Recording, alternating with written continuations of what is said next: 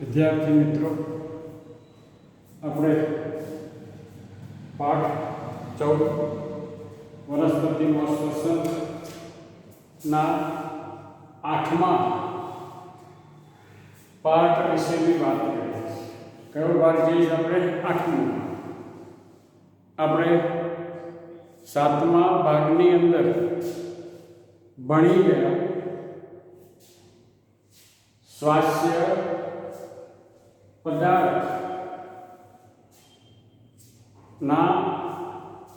ઉભય ધર્મી પરિપથ વિશેની વાત, એમ્ફીબોલિક પથ વિશેની વાત કરીએ. આપણે લિપિડ, કાર્બોદિત અને પ્રોટીન ના ચયાપચયની ક્રિયા વિશેની વાત કરીએ. આપણે આમ તો શ્વસનને અપચય પથ કહીએ છીએ, પણ આને આપણે માત્ર અપચય ન કરતો ઉભય ધર્મી પરિપથ કહેતા, એના વિશેની વાત આપણે ભણી. હવે આપણે પાઠના અંતે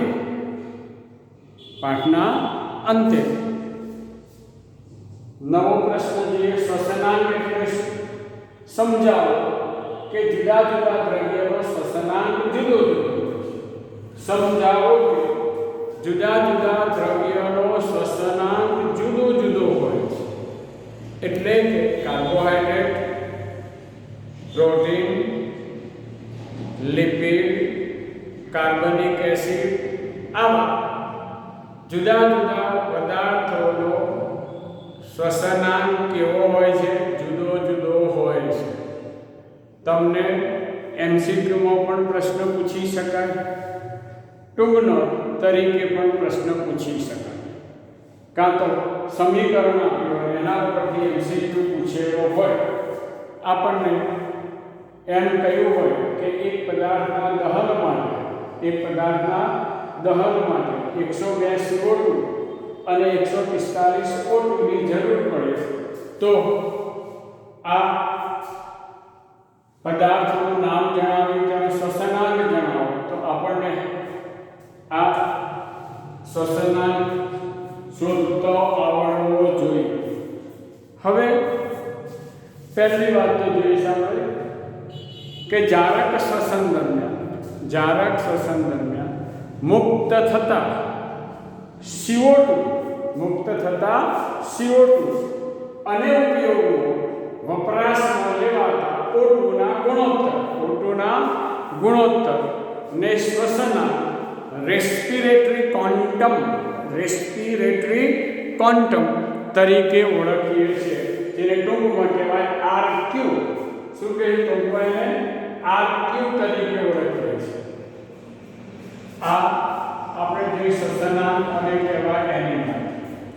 હવે શ્વસનાંગ નું સૂત્ર જોઈએ કે શ્વસનાંગ RQ શ્વસન દરમિયાન ઉદ્ભવતો CO2 અને શ્વસન દરમિયાન વપરાતો O2, આ જે ગુણોત્તર પ્રાપ્ત થાય એને આપણે કે શ્વસનાંક.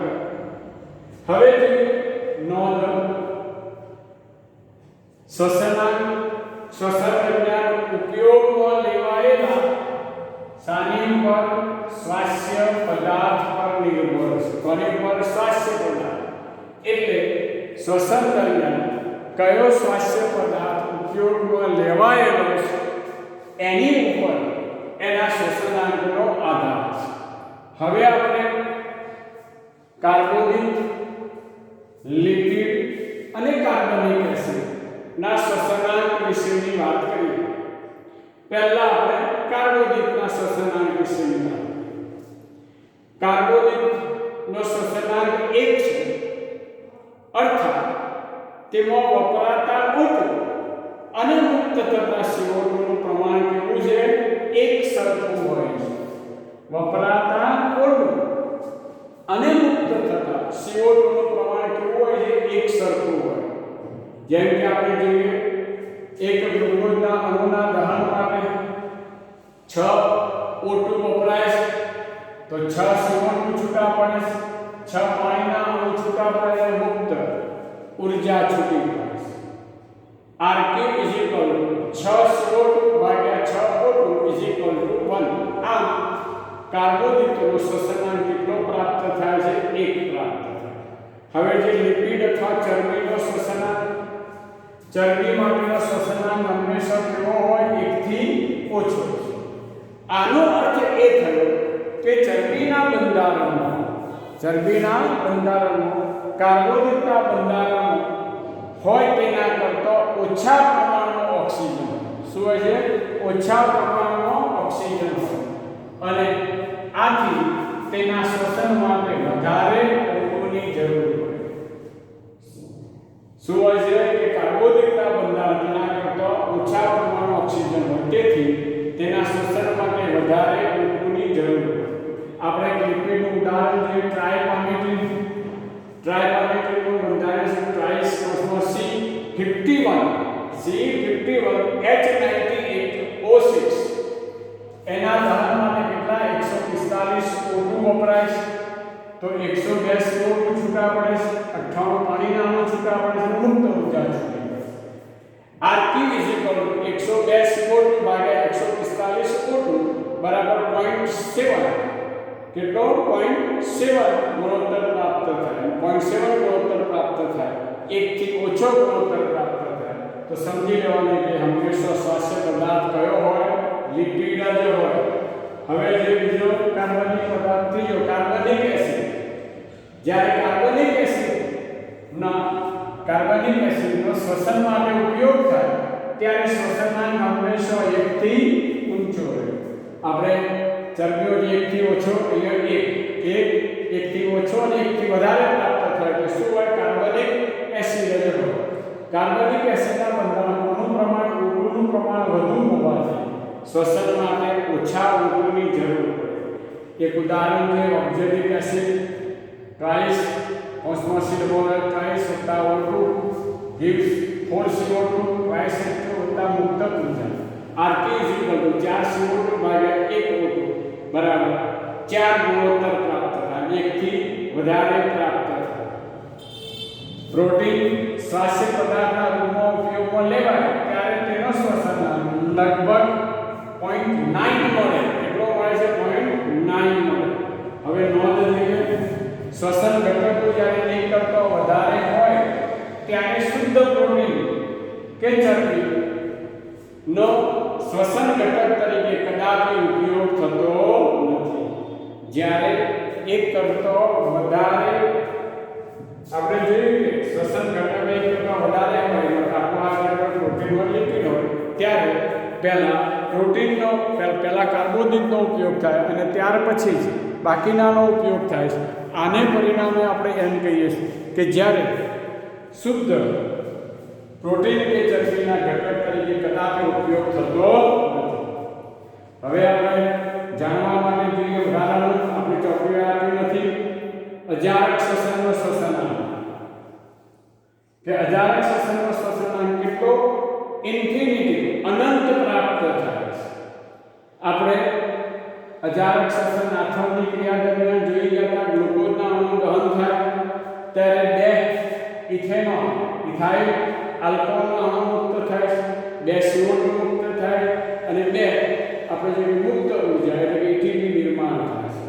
RQ બરાબર 2 CO2 ભાગ્યા 0 O2 એટલે ગુણોત્તર પ્રાપ્ત થાય છે ઇન્ફિનિટી અનંત. આમ અજારક શ્વસનની ક્રિયા દરમિયાન હંમેશા અનંત ઇન્ફિનિટી શ્વસનાંક પ્રાપ્ત થાય છે. કેટલો? ઇન્ફિનિટી શ્વસનાંક પ્રાપ્ત થાય છે. આ રીતે આપણે આ શ્વસનાંક વિશેની વાત કરી. અહીંયા પાઠ વિશેની પણ વાત આપણે પૂર્ણ કરીએ છીએ. હવે પછી આપણે આગળના એટલે કે 16મા પાઠ વિશે વાત કરીશું. પણ એ પહેલાં તમારે આ પાઠના કારણો છે, તફાવત છે, ટૂંકનો દોષ અને મોટા પ્રશ્નો જે છે એ તમારે તૈયાર કરવા. ખાસ કરીને ચાર્ટ, ગ્લાયકોલિસિસ પ્રક્રિયાનો ચાર્ટ, ક્રેબ્સ ચક્રની પ્રક્રિયાનો ચાર્ટ ઘરે લગાવીને દિવાલ ઉપર રાખવાનો કે જેથી મોડે થઈ જાય. ઘરેથી પણ આ ચાર્ટ 2 વખત દોરીને તૈયાર રાખવાનો. જ્યારે તમારી પાસે માંગવામાં આવે ત્યારે તમારે બતાવો. આટલું કામ તમારે ઘરે કરવાનું રહેશે. આપણે તમામે તમામ ચાર્ટ રહેશે એ બધા જ એ ડ્રોઈંગ શીટ ઉપર દોરી અને તૈયાર કરવાના છે. આમ આપણે આ પાઠની વાત અહીંયા પૂરી કરીએ છીએ. તફાવતમાં આપણે કીધું જારક શ્વસન અજારક શ્વસન એક તફાવત, બીજો તો ફોસ્ફોરીકરણ ડિફોસ્ફોરીકરણ. એ જ રીતે ફોસ્ફોરીકરણ ઓક્સિડેટિવ ફોસ્ફોરીકરણ. એ જ રીતે આપણે જોઈએ છીએ કે અજારક શ્વસન એટલે કે આથવણમાં આલ્કોહોલીય ઉત્સેચન અને લેક્ટિક એસિડ ઉત્સેચન. આ રીતે અલગ અલગ રીતે તફાવત તમારે પણ તૈયાર કરવાના છે. અસ્તુ.